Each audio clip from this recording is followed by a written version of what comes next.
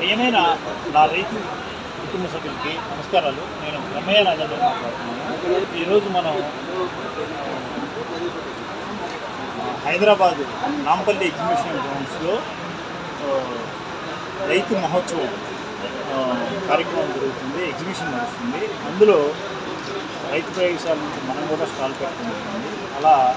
అలానే వీళ్ళు polar Canadian swine Kausalya agro farms వాళ్ళు స్టాల్ పెట్టడం జరిగింది. వీళ్ళు కెనడా నుంచి పిగ్ బ్రీడ్స్, పందులు, హై క్వాలిటీ పిగ్ బ్రీడ్స్ని ఫారిన్ కంట్రీస్, అన్ని కంట్రీస్కి ఇంపోర్ట్ చేస్తారు. అలానే తెలంగాణకు కూడా ఇంపోర్ట్ చేయటం కోసమని డిమాండ్, అంటే ఇక్కడ ఫార్మర్స్ ఎవరైతే ఇంట్రెస్ట్ చూపిస్తున్నారో వాళ్ళని క్యాచ్ చేయడం కోసం ఈ స్టాల్ పెట్టడం జరిగింది. ఈ ఇంపోర్ట్ యాక్చువల్లీ ఒక యానిమల్ని ఇతర దేశాల నుంచి ఇంపోర్ట్ చేసుకోవాలంటే ఆ స్టేట్కి ఇంపోర్ట్ లైసెన్స్, అంటే ఆ స్టేట్ గవర్నమెంట్ బ్రీడింగ్ పాలసీ అనేది ఉండాలి. ఆ బ్రీడింగ్ పాలసీ తెలంగాణకి ఉంది కాబట్టి, తెలంగాణకు ఉంది కాబట్టి వీళ్ళకి అలా ప్రపంచ మార్కెట్లో అత్యధికంగా మాంసం మనిషి పెంపకం చేసే జీవులు అంటే ఆవులు, మేకలు, గొర్రెలు, కోళ్ళు, పందులు, వీటన్నిటిని మనం ఒక బేస్గా తీసుకుంటే వరల్డ్ ఫస్ట్ ఎక్స్పోర్ట్ మార్కెట్ పిగ్గరీకి ఎక్కువగా. కానీ మన ఇండియాలో పిగ్గరీ అనేది చాలా తక్కువగా, మనం కన్జంప్షను తక్కువేను, ఎక్స్పోర్టు తక్కువేను. మన రైతులకి ఆర్థిక ఆదాయం రావాలి అని అంటే పిగ్గరీ మీద ఫోకస్ పెట్టి పిగ్గరీని ఎక్స్పోర్ట్, పంది మాంసాన్ని ఎక్స్పోర్ట్ చేయడం కనుక మనం మొదలుపెట్టినట్లయితే దేశానికి మారకద్రవ్యం రూపేణ డబ్బు వస్తుంది, ట్యాక్స్ వస్తుంది, రైతుకి కూడా మంచి లాభదాయకమైన పశుపోషణ కిందకి ఈ పిగ్గరీ బాగా ఉపయోగపడుతుంది. దీంట్లో ఫర్టిలిటీ వాల్యూస్ అనేవి హెవీగా ఉంటాయి. తర్వాత మీకు ఇంకొక చిన్న విషయం ఏం చెప్తానంటే, ప్రపంచం మొత్తానికి ఇలా అమెరికాకి ఈక్వల్గా ఎక్స్పోర్ట్ మార్కెట్లో చైనా ధీటుగా రెండో ఆర్థిక శక్తిగా ఎదుగుతుంది. అలాంటి చైనా కూడా తను ఎక్స్పోర్ట్ చేసే వస్తువుల్లో వచ్చిన మారక ద్రవ్యం 50% వరకు పంది మాంసం ఇంపోర్ట్ కోసం ఖర్చు పెడుతుంది. అంటే ఎంత డిమాండ్ ఉందో ఈ పంది మాంసానికి మనం అర్థం చేసుకోవచ్చు. అలా ప్రపంచ మార్కెట్ని మనం మన గ్రామాలకు తీసుకొచ్చుకోవాలంటే ప్రపంచం మొత్తం ఆచరిస్తున్న డిమాండ్ ఉన్న వస్తువుని మన గ్రామాల్లో ఆ వస్తుత్పత్తిని చేయటం ద్వారా ఆర్థిక ఫలితాలను పొందవచ్చు. దానికోసమని ఈ పిగ్గరీ గురించి మీ ముందుకు తీసుకురావడం కోసం ఈరోజు ఈ స్టాల్కి రావడం జరిగింది. వాస్తవానికి నేను రైతును కాబట్టి వీరు కెనడా నుంచి కెనడా నుంచి ఈ పందుల ఫామ్ ఓనర్, అంటే దీన్ని ఈ బ్రీడ్ని డెవలప్ చేసిన సైంటిస్ట్ అనవచ్చు, ప్రొడ్యూసర్ అనవచ్చు, ఎక్స్పోర్టర్. అయితే వారు డైరెక్ట్గా స్టాల్లో అటెండ్ కావడం జరిగింది. ఇక్కడ రైతులతో మాట్లాడటం కోసం ట్రాన్స్లేటర్ సాగర్ గారిని పెట్టుకున్నారు. వీరికి కూడా ఈ పిగ్గరీ మీద మంచి ఎక్స్పీరియన్స్ ఉంది. నాకు ఇంగ్లీష్ రాదు కాబట్టి నేను సాగర్ గారికి మన భాషలో, నా తెలుగులో చెప్తాను, ఆయన వారికి ఇంగ్లీష్లో ఎక్స్ప్లెయిన్ చేసి మళ్ళీ ఆయన ఇచ్చే సమాధానాన్ని తెలుగులో ట్రాన్స్లేట్ చేసి సాగర్ గారు చెప్తారు. ఈ ఫామ్ ఏదైతే ఈ బ్రీడ్స్ ఏవైతే 3 రకాల బ్రీడ్స్ పెట్టారో అవి ఎన్ని సంవత్సరాల క్రితం డెవలప్ చేయటం జరిగింది, ఈ బ్రీడ్స్ని ఏ కంట్రీస్కి ఎక్స్పోర్ట్ చేస్తారు? Genetically they are great now, right? So how many years it has been they have been developed into that stage, and how many countries did Canada export these pigs? These pigs have been under the swine improvement program through the Canadian Centre for Swine Improvement since 1970. And I was one of the first technicians in Alberta province to do the measurements for this, getting the swine improvement. But since that time, they have been under genetic evaluation in a quite a complicated program. And so not only is the performance being measured, but the productivity is also being measured. All the sows in Yorkshire and Landrace have to have 14 teats because they are likely to have litters of 14. 1970s నుంచి ఈ breed develop చేయడం జరిగింది కెనడాలో. వాళ్ళకి ఒక swine improvement programme అని అవుతుంది. So అందులో one of the first technicians measurements తీసుకోవడంలో. సో అప్పటి నుంచి డెవలప్మెంట్ జరిగింది. సో ఒక స్టేజ్కి వచ్చింది. దాని తర్వాత పర్ఫార్మెన్స్తో పాటు అండ్ ప్రొడక్టివిటీని కూడా మెజర్ చేస్తారు. ఇప్పుడు ఎట్లా అంటే ప్రతి ఆడదానికి 14 టీట్స్ అంటారు, అవి మినిమంగా ఉండేటట్టు తీసుకుంటారు. ఎందుకంటే 14 పిల్లలు పుడతాయి అన్నది మినిమం వాళ్ళ యావరేజ్గా. ఇప్పుడు ఆ స్టేజ్లో ఉంది. What I've suggested to Sir is that he could have a multiplier farm whereby Yorkshire sows would be bred with landrace boars to give a very good F1 female, and that these F1 females, if they're contracted out to other farmers, could be bred with Duroc semen. That an AI boar stud could be set up to allow better dissemination, better distribution of the genetics on a wide scale, because one boar can serve 200 females each year through artificial insemination. Fresh semen is not so difficult, and it can be done on farm, or it can be done in a technical lab for distribution to the farms. As well, Canada has distributed breeding pigs to more than 100 countries. దేశాల కన్నా ఎక్కువ export చేశారు. వీటిని export చేశారు. Sir ఒక programme చెప్పారు, దాని గురించి డీటెయిల్స్ చెప్పారు.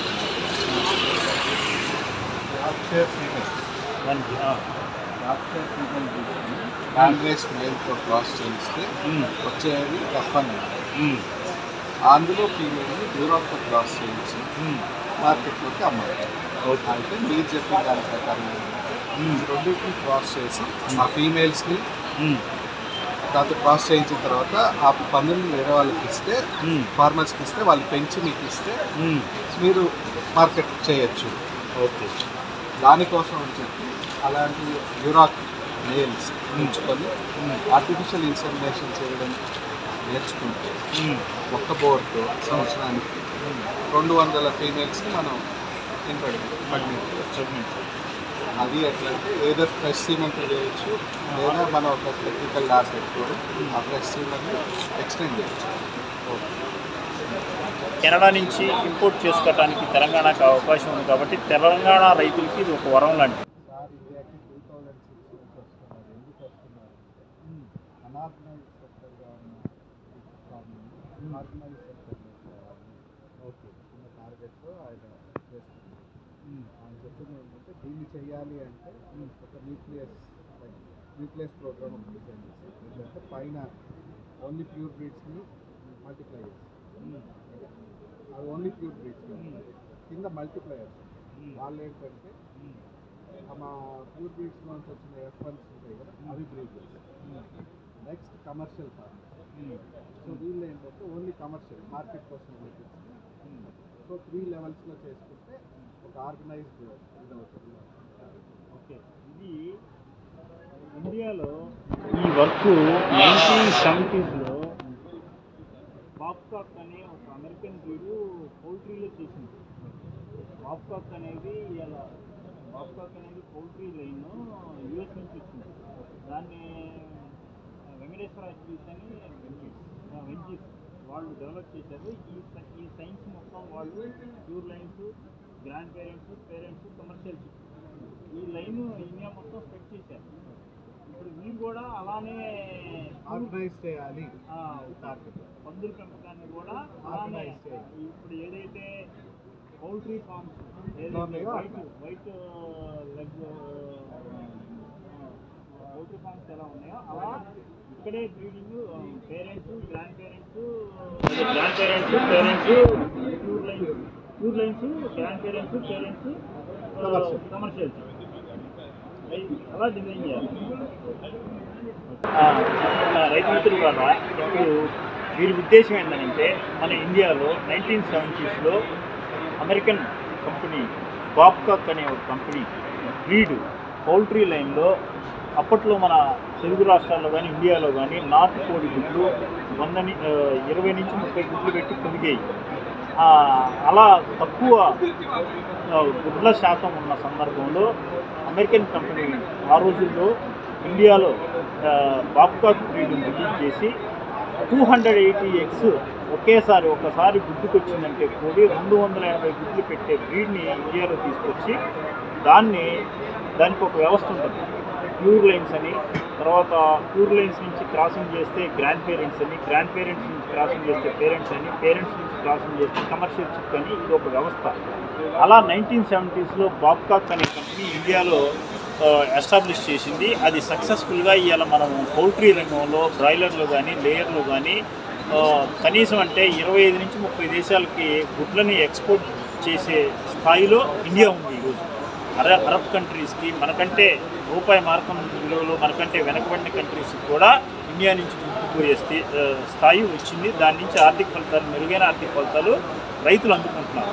ఇవాళ వ్యవసాయ రంగంలో పౌల్ట్రీ రైతు ఉన్నంత బలంగా, గుడ్ల కోళ్ళను పెంచే పౌల్ట్రీ రైతు ఉన్నంత బలంగా వ్యవసాయ రంగంలో ఏ రైతు లేడు. అది అందరం యాక్సెప్ట్ చేయాల్సిన విషయం. వీరేందనంటే పందుల పెంపకం కూడా సేమ్ బాబ్కాక్ లైన్ ఎలా అయితే తీసుకొచ్చారో అలానే ప్యూర్ లైన్స్ని తీసుకొచ్చి దాన్ని పేరెంట్స్, గ్రాండ్ పేరెంట్స్ కమర్షియల్ చిక్ బేస్ మీద ఇండియాలో ఎంటర్ప్రైనర్స్ని ఎవరైనా ఉంటే కనుక వాళ్ళతో కలిసి పనిచేస్తాము. ఇండియాలో వీళ్ళ బ్రీడ్ని స్ప్రెడ్ చేస్తాము. ఎక్స్పోర్ట్ మార్కెట్ని ఇండియన్ ఫార్మర్స్కి అవకాశాలు కల్పిస్తాం అనేది వీరు చెప్పడం జరిగింది. కాబట్టి మన ఛానల్ చూసే రైతులు ఎవరైనా కానీ అయితే వీరు పెంపకం విధానాలు కూడా ఏం చెబుతున్నారంటే ఫీడ్ బేస్ మీద హోటల్ వేస్టేజ్. ఇప్పుడు మన ఇండియాలో ఏంటంటే హోటల్ వేస్టేజ్, రోడ్ల మట్టి తిప్పి మురికి కాలువల్లో తిరిగి ఏది పడితే అది మేసి పెంచుతున్నారు పందులని. అలా కాకుండా వీళ్ళు ఏంటంటే పౌల్ట్రీ షెడ్స్ ఏదైతే టైప్లో ఇవాళ పౌల్ట్రీ బ్రాయిలర్ కోడి లేదా లేయర్ బాడీ ఎలా ఉందో ఆ టైపు ఫీడింగ్ తోటి పెంచేదానికి వీళ్ళు ఇంట్రెస్ట్ చూపిస్తున్నారు. అలాంటి ప్రాజెక్ట్స్ని టేకప్ చేయడానికి వీళ్ళు ముందుకు వస్తున్నారు. వీళ్ళతో కలిసి పనిచేసే రైతులకు ఎవరికైనా కానీ మంచి అవకాశాలు ఉంటాయి. అలా ఇంట్రెస్ట్ ఈ పందులు పెంపకం చేయాలనుకున్న రైతులు కూడా వీళ్ళని సంప్రదించవచ్చు. వీరికి సంబంధించిన సాగర్ గారు ఉన్నారు. వీరి కాంటాక్ట్ నెంబరు చెప్పండి. 7842758852 కౌసల్య